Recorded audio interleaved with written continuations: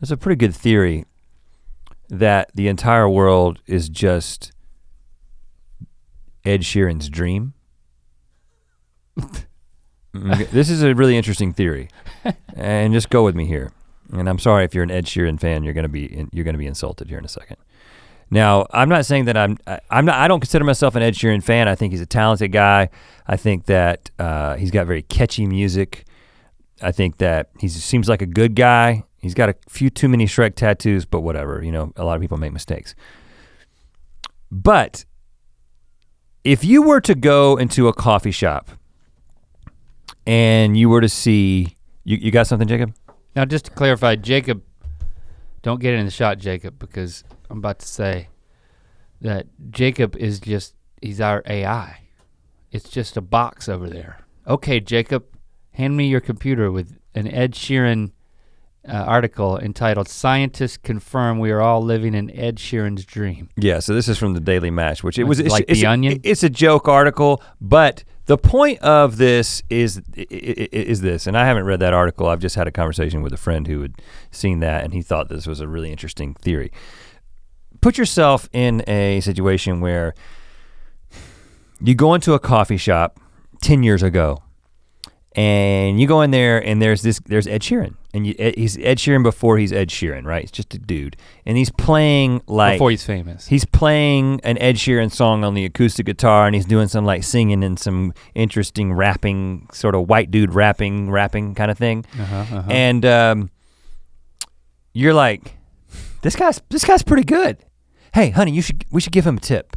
You know what I'm saying? Like, that's how you would respond to seeing Ed Sheeran 10 years ago in a cafe, right? Yeah, I'm tempted to buy a CD, but I know if I do, I'll listen to it and then I'll be disappointed. It won't be as good as it was live, whatever. So this internal dialogue is gonna end with me not buying a CD. Right. Now, go into the same coffee shop, Beyonce is in there. You'd be like, what? What? Who is this woman? Why is she at this coffee shop? She's got so much talent in her little finger. She shouldn't be in a coffee shop. She should be on stage in front of millions of people. She's amazing. This is crazy. This is a once in a lifetime talent. That's how you would respond to seeing Beyonce in a coffee shop. Yeah. But the fact is that Ed Sheeran, not Beyonce, was the #1 most downloaded artist on Spotify last year. Isn't that right? Look that up, I think I'm right about that. He sells out arenas just like Beyonce does. So many people are led to believe that a normal dude with a normal level of music, okay, he's an exceptionally talented person. Well, you know what? Frodo destroyed the One Ring. Yeah, but that's a movie. Exactly.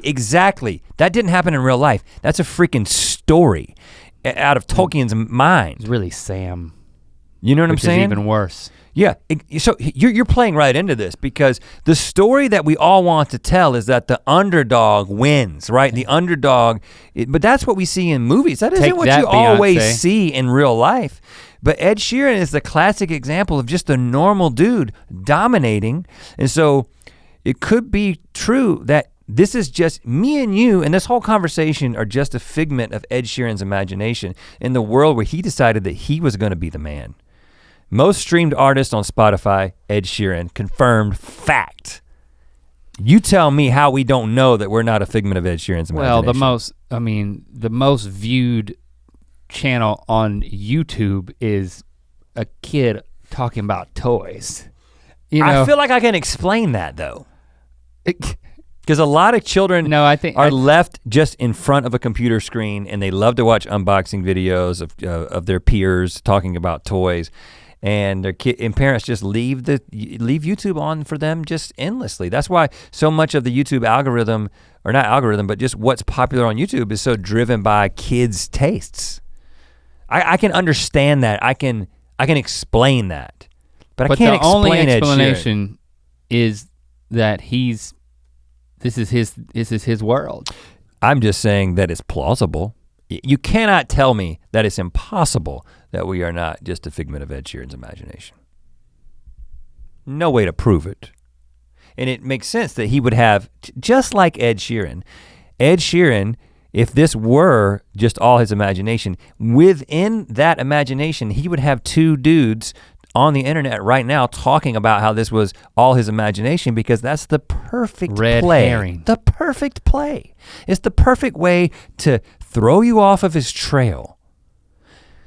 Ed Sheeran, we are being pawned. We are pawns. We are Ed Sheeran's pawns right now, having this conversation, perpetuating this idea that this is we're a figment of his imagination, because we are a figment of his imagination. If that's true, we should keep talking about Ed Sheeran and how this is not his world, so that he will continue to make us more popular. Well, this makes me think about the thing that we were talking about the other day, which is, we talk often about whether or not we're in a simulation and how there's really no way to prove it. And, recently some scientists said that they proved that we are not in a simulation, and I read the science in just one article, and I was not convinced.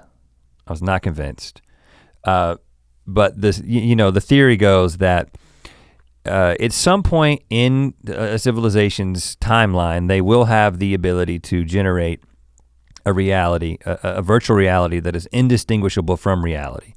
And if that's gonna happen, it's gonna happen millions of times, and any given civilization will be able to do it millions of times, just the only limitation is their computing power. Mm-hmm. And Andy's circus will be really busy. Right. And that means that, just statistically speaking, that we're probably in one of those simulations, because there's gonna be that many more simulations than there are realities, right? And so I've been thinking about that, and then I was like, well, what if we are in a simulation right now, but we're essentially avatars, and we are playing a game. We were talking about this the other day, and there's a real being that's controlling me, this avatar, and you, that avatar. Matrix situation. And life is essentially a computer game that we're all playing, and somebody's keeping score.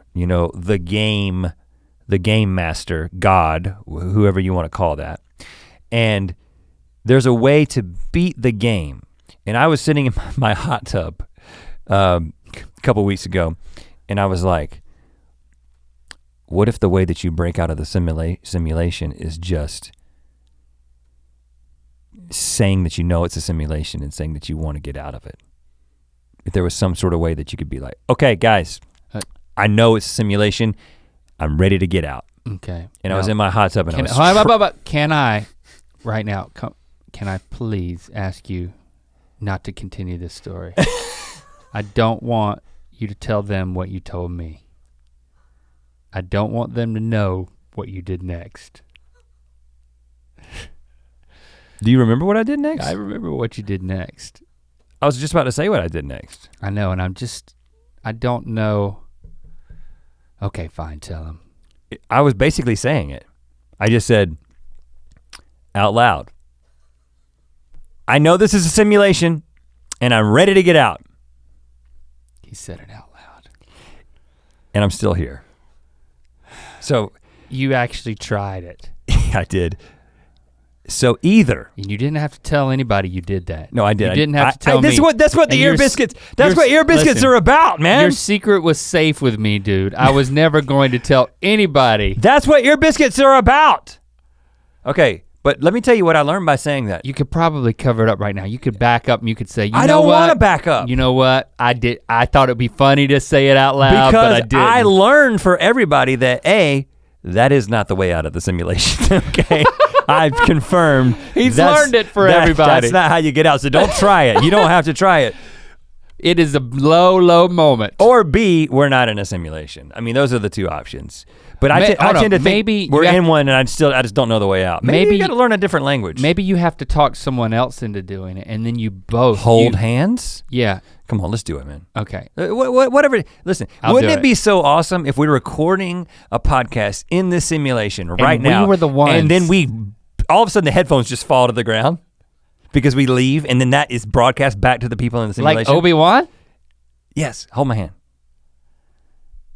And just do it, hold my hand.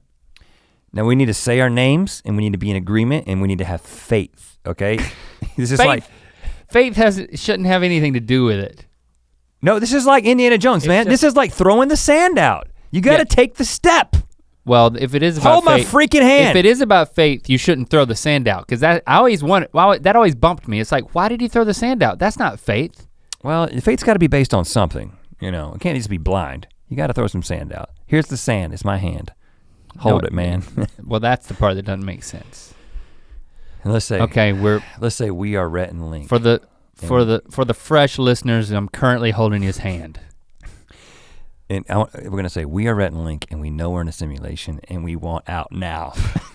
Do we know if we want out? Just think about how cool it will be if we figure out that we're in one and we get out. Come on, man. I'm afraid. Here we go. Do you want me to repeat what we're gonna say, or you got it? I got it. We are Link and Rhett. No, come on. And you don't. Can I be first for this? You think that'll screw it up? That's fine. We can be Link and Rhett for this. That's fine. As long as we get out. They're gonna think it's a person. And let's say we are. Yeah, that's we are. We two guys are Link and Rhett. And just say the and really clearly so it doesn't sound like Link and Rhett, like a guy named Link and Rhett. We two guys are Link and Rhett. Here we go. We two guys are Link and Rhett, and we are. We know we are in a simulation, and we want out now. Okay, let's start over again. We two guys are Link and. It's tough. It's tough. It's a habit, man. It's a habit. It's years of saying it the right way. All right, here we go. We two guys are Link and Rhett, and we know we are in a simulation, and we want out now.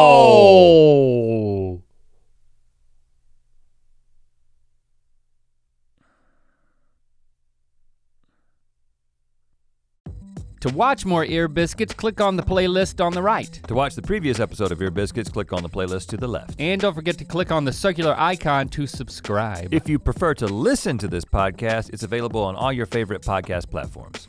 Thanks for being your mythical best.